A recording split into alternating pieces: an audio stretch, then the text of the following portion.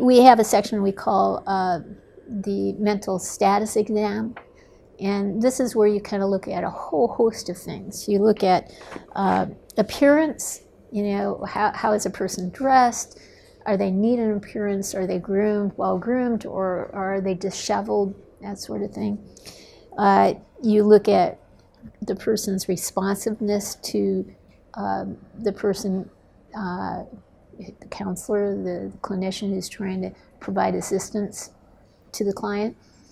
Are they compliant? Are they reserved? Are they inhibited? Are they guarded with their responses? That sort of thing. You're looking at responsiveness in general. Cooperative, you know, the cooperative nature of the client. You're also looking at facial expressions and eye contact. I mean, is there good eye contact, normal eye contact? Are facial expressions appropriate to the conversation, that sort of thing? Or is it kind of, as a person kind of flat, depressed throughout the entire conversation? We look at other things like speech and motor behavior. Are those things considered normal, or is there something unusual taking place in those domains? Orientation, usually we're looking at, is a person oriented to person, to place, to time, to situation? Does he or she know who he or she is? The name, the person's name?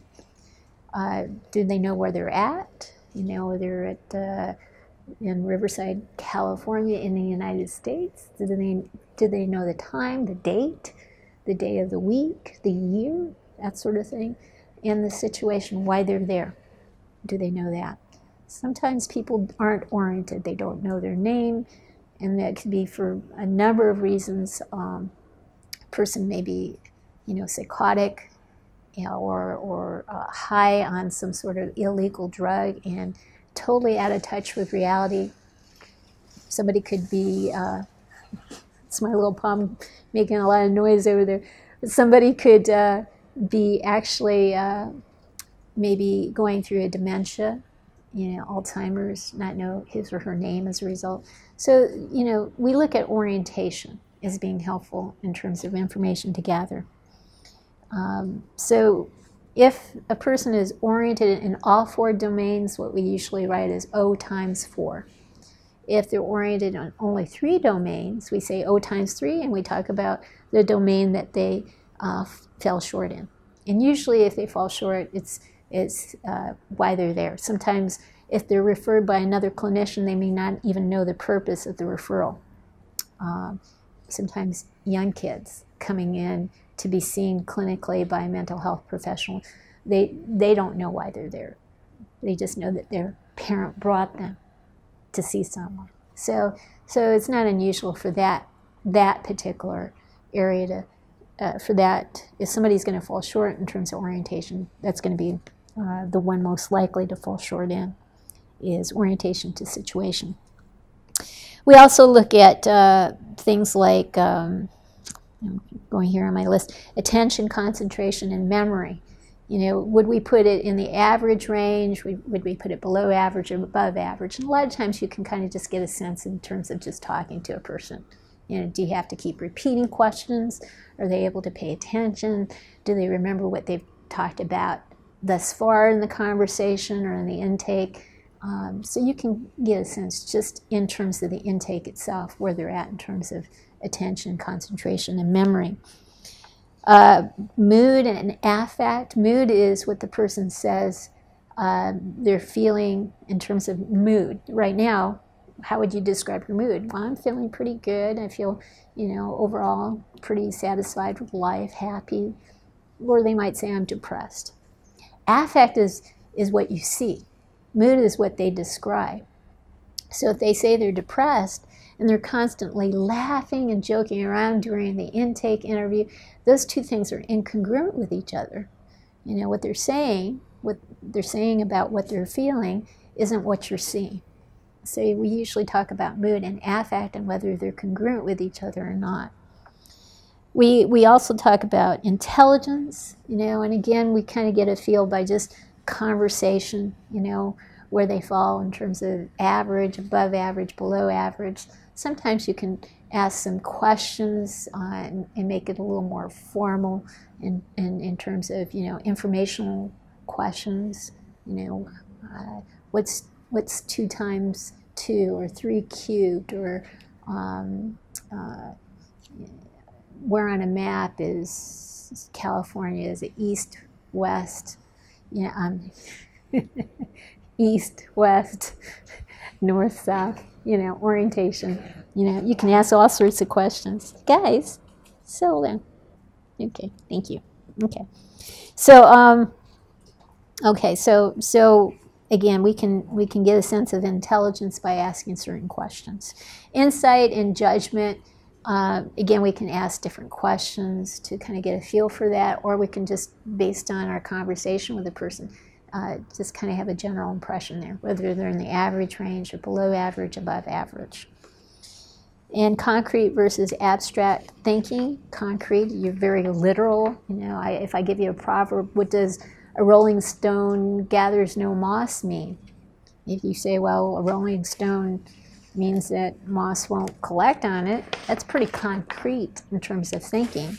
But if you say, if you keep moving in life, you'll never get stagnant or get weighed down, that's a little more abstract in terms of thinking processes.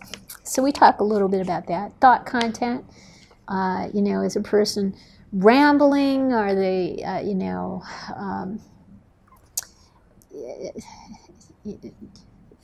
where are they in terms of thought content? Or I should back up a second. With thought content, we're looking at what are they fixated on.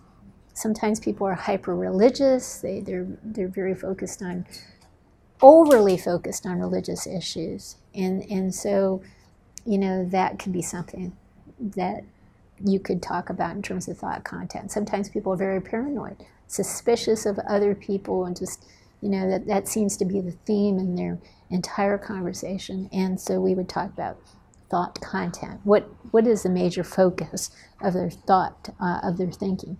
Thought processes deal more with how are they processing information? Are they having trouble,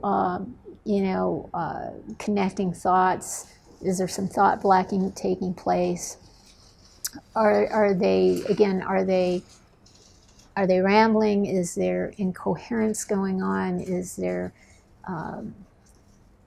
some tangential types of thinking? You ask them a question, they go off in a different direction and never come back to answering the question? Or is it circumstantial, where they kind of go off in a roundabout way and eventually get back to answering the question? There are all sorts of things we can talk about here in terms of thought processes. Is a person having some illusions, delusions, hallucinations, that sort of thing? So we usually have a section for mental status. And then we also talk about substance use and abuse, and looking at history and current problems. And finally, suicidal, homicidal ideations, thoughts of self-harm or harming other people. It usually goes with the mental status exam. Then in your report, you would talk about the tests administered. In this case, it would be the CAPS, the COPS, and the COPES. And so you would, at a certain point in your report, you would actually list these items. The COPS, the Career Occupational Preference System Inventory. You would list the CAPS, the Career Ability Placement Survey, and the COPES, Career Orientation Placement and Evaluation Survey. That would be listed. And what form you used would be listed. Okay, so test administered, there'd be a section where you would list that. Okay, and then you would talk a little bit about the validity of the test results. Do you have a sense after administering the test, in this case, after self-administering the test, do you have a sense that this was a valid assessment process? Or were there things that may have made the process invalid? And validity refers to, does the test measure what it's supposed to measure?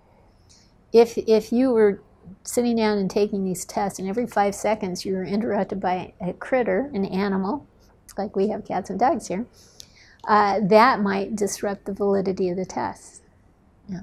Or if you're interrupted by your kids every 5 seconds, again, that might maybe mess up the test results. If you had a horrendous headache when you took the test, that certainly could make for invalid results, especially if the headache was so horrendous you could barely focus on the questions.